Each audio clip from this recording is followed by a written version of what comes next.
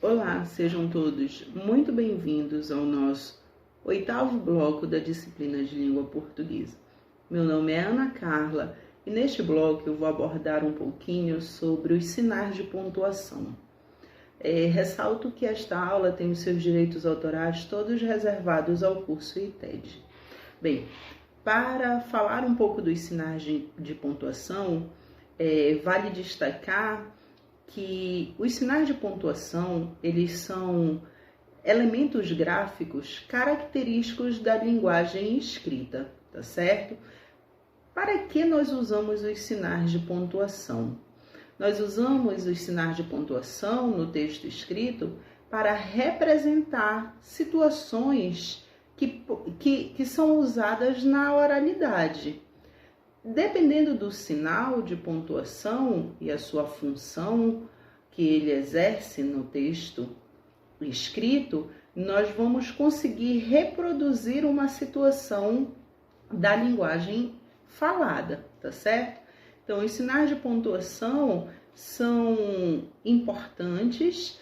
Nós temos a pontuação dentro do estudo da língua portuguesa. Podemos dizer que não é um estudo rígido.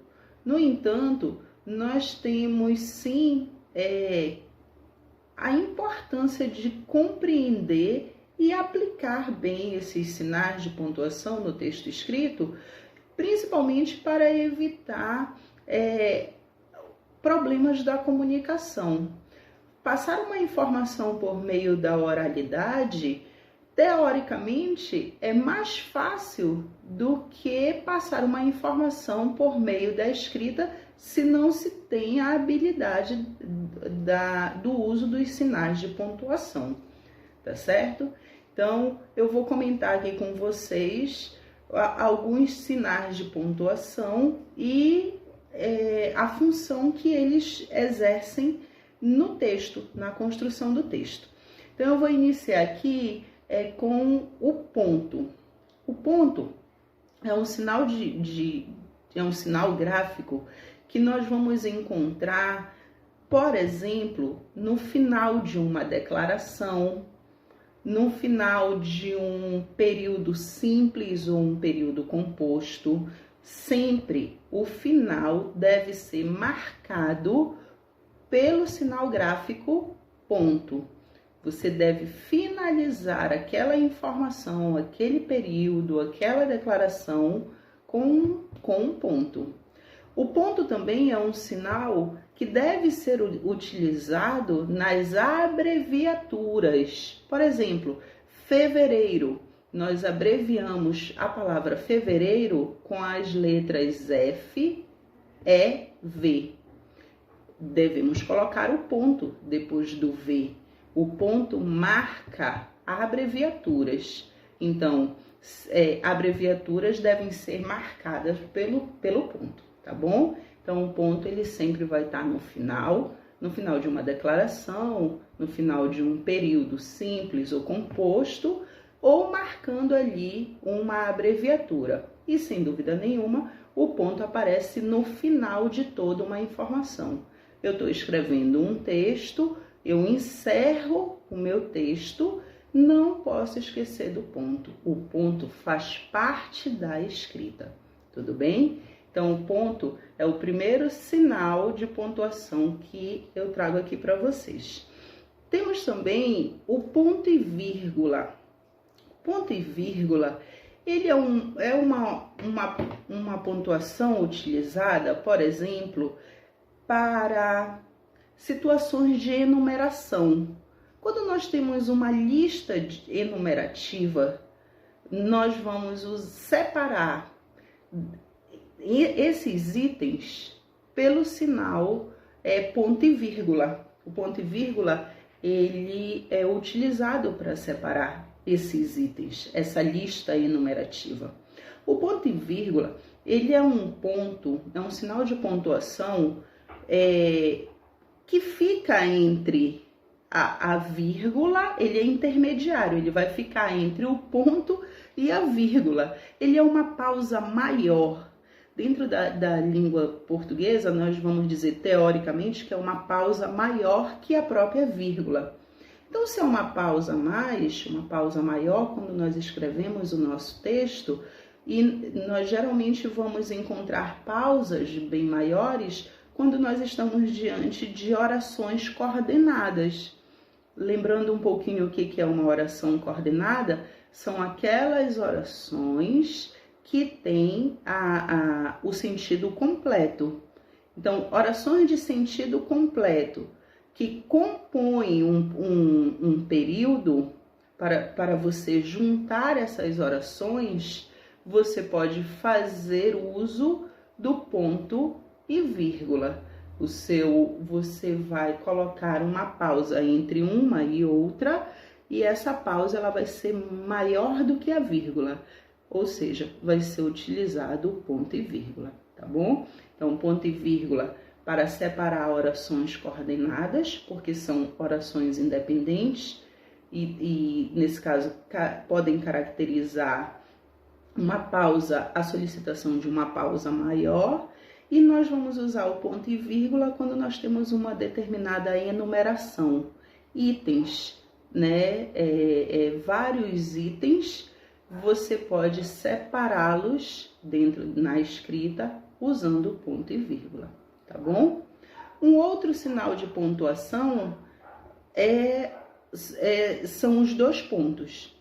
Os dois pontos, eles vêm dentro do texto com algumas funções. Por exemplo, eles vêm para marcar uma citação.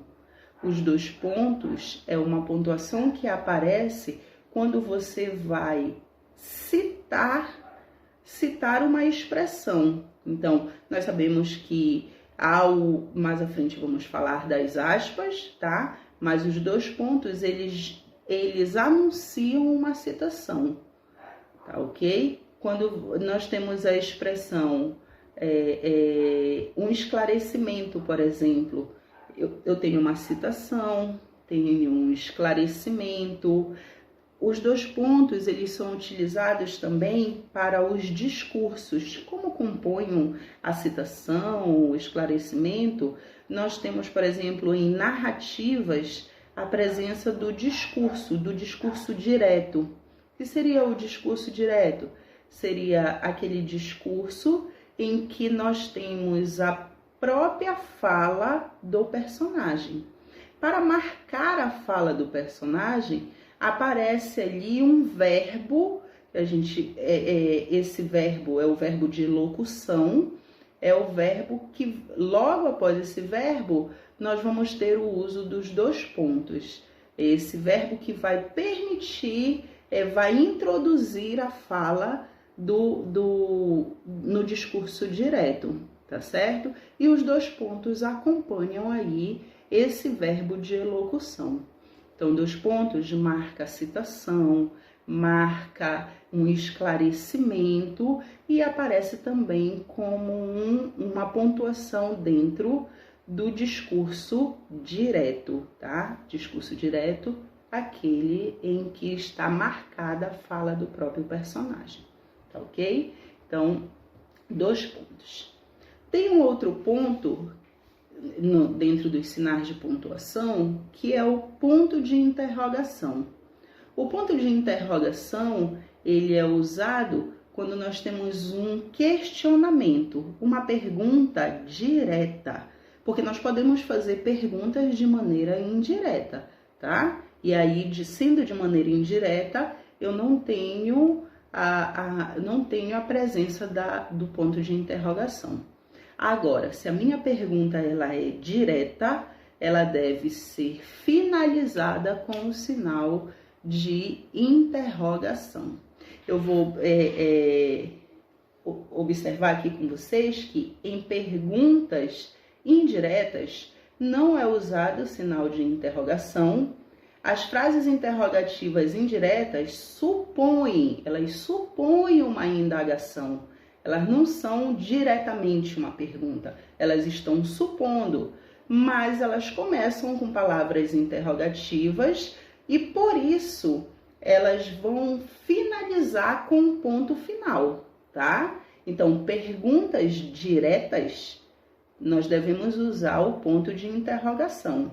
Agora, perguntas indiretas, que são suposições de perguntas, nós vamos colocar o ponto final. Vou dar um exemplo aqui para vocês. Onde estarão as causas dos problemas sociais brasileiros? Onde estarão as causas dos problemas sociais brasileiros? Nesta oração, nós vamos ter o final com um ponto de interrogação. É uma pergunta direta, tá? Agora, quando eu digo queria saber o motivo das causas de tanto sofrimento dos brasileiros, é uma suposição. Queria saber o motivo de tanta falta de investimento, de tanto descaso. Eu gostaria de saber o motivo. Observem, aqui eu não tenho uma pergunta direta, eu tenho a suposição de uma pergunta. Nesse caso, é uma pergunta indireta. Por isso, deve terminar com um ponto final. Com um ponto final, tá bom? O ponto é o ponto. Agora, perguntas diretas, ponto de interrogação, ok? Tem uma outra pontuação que é o ponto de exclamação. O ponto de exclamação, ele é a marca da entonação. O ponto de exclamação dentro de um texto é uma pontuação que vai nos deixar muito mais próximos dos recursos da oralidade. Por exemplo, o ponto de exclamação, ele acompanha os enunciados que transmitem uma admiração, que transmitem uma surpresa, uma dúvida. Quando nós colocamos o ponto de exclamação, nós estamos marcando aquela oração com uma expressão diferente, com uma ideia de exprimir alguma sensação, algum sentimento. Por isso, por exemplo, uma classe de palavras que utiliza os pontos de exclamação são as interjeições. Todas as interjeições, o que são interjeições? São palavras que expressam sentimentos, expressam admiração, expressam dúvida, expressam a negação. Então, elas trazem uma carga semântica marcada pelo uso do ponto de exclamação. Então, mostrar que estou admirado quando tenho uma comunicação oral, a partir da oralidade, dentro dos recursos como a fisionomia, o tom de voz, nós podemos tentar reproduzir isso no texto escrito, e quem vai auxiliar bastante esse nosso recurso é o ponto de exclamação, tá? Todas as pontuações, de modo geral, elas nos auxiliam a reproduzir muitos recursos da oralidade. Mas o sinal de exclamação, ele é o sinal que mais nos permite essa tentativa de reproduzir sentimentos, tá bom? E uma das características, eu deixo a vocês as interjeições, tá certo? Um outro sinal de pontuação utilizado são as reticências. As reticências são aqueles 3 pontinhos, os 3 pontinhos no final de uma oração, tá? Então, as reticências, elas vão indicar, por exemplo, a continuação de uma ação ou de um fato. Elas indicam quando você diz assim, o rapaz foi sumindo, 3 pontinhos. O rapaz foi sumindo, os 3 pontinhos, o rapaz foi sumindo, reticências, deixa aí a continuação, da ideia de continuação de um fato, tá ok? Além da continuação de um fato, eu posso ter também a suspensão ou a interrupção de um fato. Quando eu digo eu trabalhei tanto pensando que... Observem, na fala, isso fica claro que eu suspendi um termo. Na escrita, eu trabalhei tanto pensando que... Na escrita, quem representa essa suspensão é o uso das reticências, tá certo? E também nós podemos dizer que as reticências, elas marcam uma hesitação, que é comum na nossa fala, na linguagem falada, quando a gente hesita, espera lá, não vou terminar de dizer isso aqui. Então, essa expressão da linguagem oral, ela pode ser reproduzida na linguagem escrita por meio das reticências. Quando diz assim, não quero sair porque eu não estou com vontade. Entre esses porquês, eu tenho o uso das reticências. Então, observem, há uma hesitação. Eu não quero sair. Por quê? Porque eu não estou com vontade. Então, a representação dessa hesitação da fala, nós podemos fazer com o uso das reticências, tá ok? Um outro sinal de pontuação, e esse aqui, nós devemos dar muita atenção, que é o uso da vírgula, tá? A vírgula, ela marca uma pausa dentro do texto. Mas existem aqui algumas regras, algumas situações que nós não podemos esquecer, porque a gente vai dizer que são regras básicas do uso da vírgula. Nós temos uma comunicação a partir da oralidade de maneira muito efetiva, todos os seres humanos se comunicam aí de diferentes maneiras, né? E o uso da comunicação a partir da escrita, ela vai solicitar um conhecimento de algumas regras. E a regra do uso da vírgula é muito importante para trazer para o nosso texto a clareza da informação que nós estamos tentando passar. Se nós não usarmos bem as vírgulas, porque eu posso até dizer que a vírgula, ela também, existe a regra, nós estamos escrevendo um texto e vamos entender que a vírgula é uma pausa. E dependendo da intenção comunicativa que eu tenho, eu posso pausar o meu texto numa determinada situação. Só que existem situações que eu não posso transgredir, tá ok? Então, ao mesmo tempo que o uso da vírgula não é uma regra rígida, acaba sendo também uma regra rígida, porque tem algumas situações que eu não posso cometer um desvio, tá? E vamos tentar observar aqui que situações são essas. Por exemplo, geralmente as vírgulas, elas são empregadas para separar nomes de localidade, nomes de datas, tá? Nós vamos empregar a vírgula. Então, nós vamos iniciar um texto e geralmente iniciamos um texto com Belém, vírgula. Belém, vírgula. Tanto dia 20 de julho de 2020, tá certo? Belém é a localidade. Então, de acordo com a regra do uso da vírgula, eu devo separar nomes e datas, tá? Quando elas estão juntas, tá? Então, nomes e datas devem ser separados por vírgula, tá bom?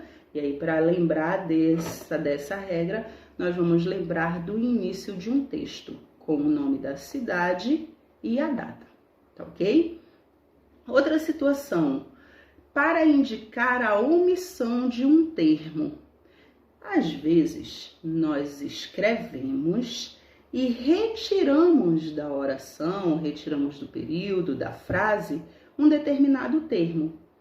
Para indicar, e geralmente esse termo que a gente tira é o verbo, tá? Então, eu posso separar, indicar que eu tirei esse termo substituindo por uma vírgula. Quando diz assim, todos chegaram alegres e eu muito triste. Olha, eu não falei cheguei, eu não falei o verbo cheguei. Eu posso colocar uma vírgula. Todos chegaram alegre e eu, vírgula, muito triste. Então, a vírgula fica no lugar do verbo cheguei, tá bom? Então, eu posso colocar uma vírgula no lugar de um verbo, tá certo? Para separar termos de mesma função sintática. Termos de mesma função sintática é como se nós estivéssemos fazendo uma enumeração, tá? Linkando, listando uma informação. Quando se diz assim, havia portugueses, vírgula, brasileiros, vírgula, espanhóis, vírgula, e italianos estudando a situação de todos os países. Então, observem, brasileiros, vírgula, portugueses, vírgulas, espanhóis, vírgulas, só o último termo que não vai levar a vírgula, porque ele vai ser unido pela conjunção e. Antes desses termos, todos vão ser separados por vírgula. O critério é separação dos termos com a mesma função sintática, tá bom? Então, eu devo colocar a vírgula nessa situação. Outra situação que eu tenho que colocar a vírgula é o vocativo. Eu falei lá quando apresentei para vocês os termos de uma oração, tem um espaço para o vocativo. O vocativo, ele é um termo de chamamento, tá? Nós indicamos um chamamento dentro da oração, nós estamos chamando, interpelando a partir de um vocativo. Então, a principal característica do vocativo, todo vocativo vem acompanhado pela vírgula. Então, quando dizemos assim, alunos, prestem atenção.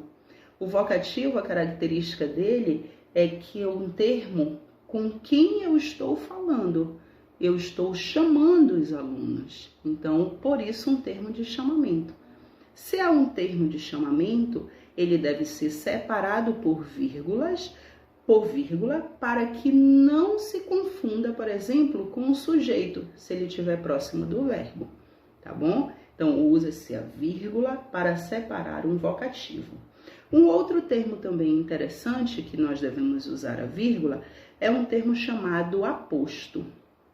Eu comentei com vocês sobre a ordem direta na oração, tá? Só relembrando aqui que existem orações de ordem direta e orações de ordem inversa também, tá? Eu posso tirar da estrutura o sujeito, o verbo e complemento e mudar os termos da oração.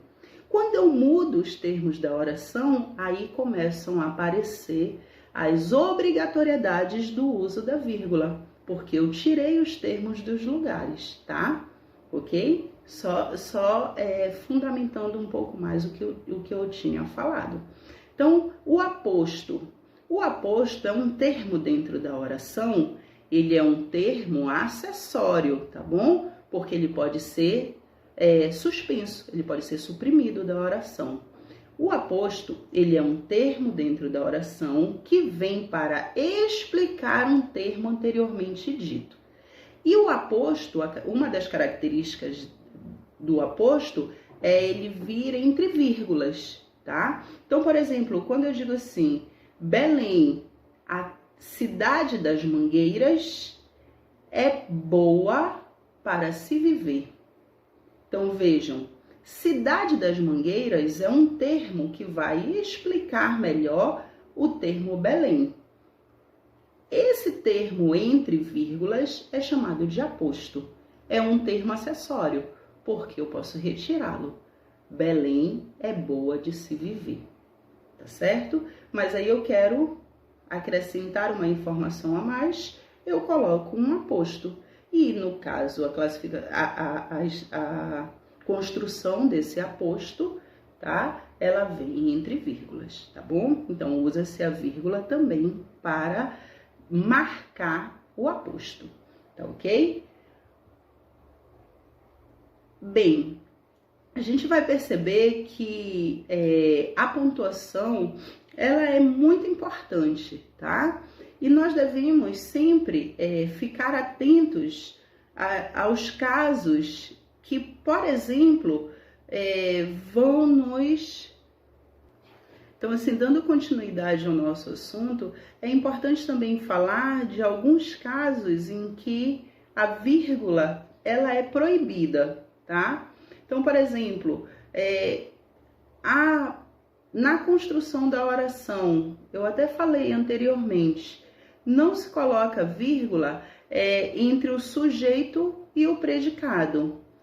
O uso de vírgula para separar sujeito do predicado é um caso proibido e é um caso que nós não podemos cometer. Tudo bem? É um desvio grave, tá? Eu posso até não entender todas as regras do uso da vírgula, mas eu vou dizer a vocês 4 regras da proibição. Então, que a gente entenda pelo menos as regras proibitivas. Então, não se separa sujeito do predicado pela vírgula, tá bom? Não se separa, por exemplo, o verbo do objeto. É a ideia do complemento, lembra? O verbo e os seus complementos, eu não posso separar por vírgulas, tá bom? Eu também não vou separar os nomes e os seus adjuntos adnominais, tá? E também não separo os nomes dos seus complementos, tá ok? Essas separações, verbo do complemento e nome do complemento, elas são proibidas para o uso da vírgula.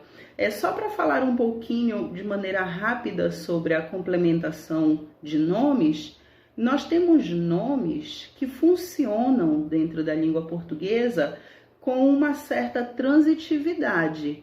Eles necessitam de complemento, tá certo? Então, quando eu digo assim, tenho a necessidade de informações. O termo necessidade, esse termo é um substantivo, tá? É um objeto direto, tem o quê? Necessidade. A necessidade aí é um substantivo, tá? Sendo que a necessidade de quê? De informações. Então, observem que a expressão de informações completa o sentido da palavra necessidade. Se necessidades é um nome, eu estou diante de um complemento nominal, tá bom? Rapidamente, só para lembrar um pouquinho sobre a transitividade também dos nomes. Bem, necessidade de ajuda, trazendo para o uso da pontuação, essa expressão de ajuda não pode ser separada por vírgula do termo necessidade, porque assim como eu não separo os verbos dos seus complementos, eu não separo os nomes dos seus complementos também, dos seus adjuntos adnominais e dos seus complementos nominais, tá bom? Então, não se separa sujeito de predicado por vírgula, não se separam os verbos e os seus complementos, assim como não se separam os adjuntos adnominais dos nomes, nem os complementos nominais dos seus nomes, tá bom? Essas são as regras que eu devo lembrar para manter sempre a minha comunicação escrita dentro de um padrão de informação, de um padrão de conhecimento no que diz respeito à pontuação. Sabemos que os casos de pontuação são muitos. Nós não conseguiríamos aqui, e nem seria esse o melhor suporte para falarmos da pontuação como nós estamos fazendo assim num bate-papo. Ressalto que essas aulas, elas se tornam uma comunicação, uma informação também produzida com muita responsabilidade, com muita busca de informações. Nós estamos num período novo e diferente para alguns docentes, né? E, sem dúvida nenhuma, para muitos alunos. Bem, espero que todo esse conteúdo repassado, todas essas informações repassadas ao longo das videoaulas tenham contribuído com a formação profissional de cada um de vocês, né?